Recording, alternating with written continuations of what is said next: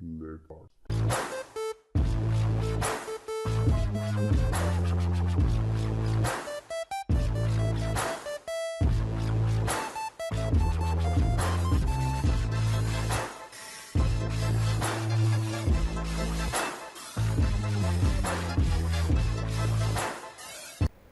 Hi guys, it's Amit from iDAC.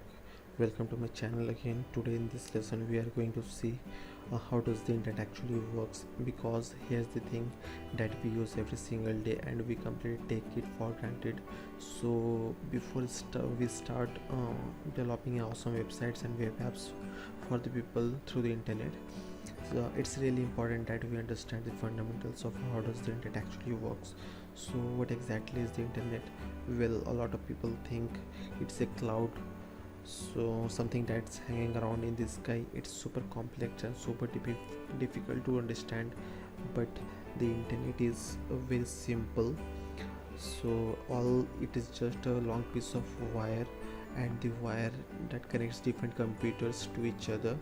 So you might one computer that is in California and the another computer which is in New York.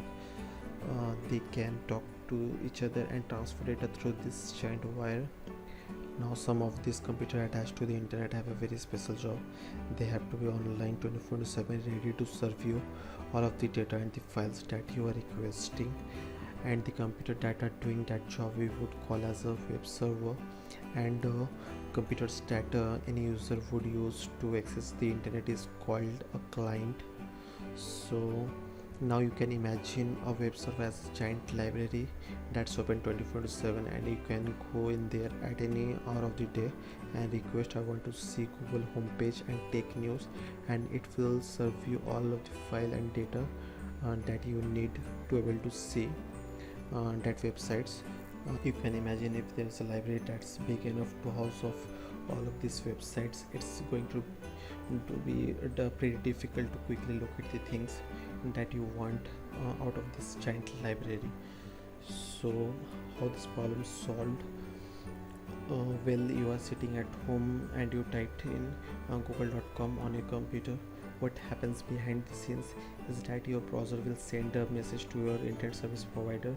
So these are the people who you pay to able to access the internet. Now the message that you're sending the ISP is, I want to see google.com, and the ISP will then relay that message to something called DNS server, which is also known as domain name server. And the DNS server is just like a phone book.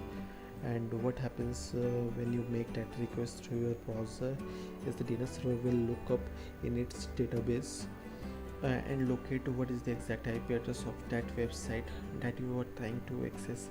And every computer that's connected to the internet has an IP address. So this is like a postal address for your computer, so that when people need to send or receive any file on the internet, each computer can be located by its unique IP address. And once that DNS server finds the IP address, it sends that back to the browser. So now you know the exact address where you can find the Google homepage. So why not you open this IP address on your browser? So just typed in 216.210.46.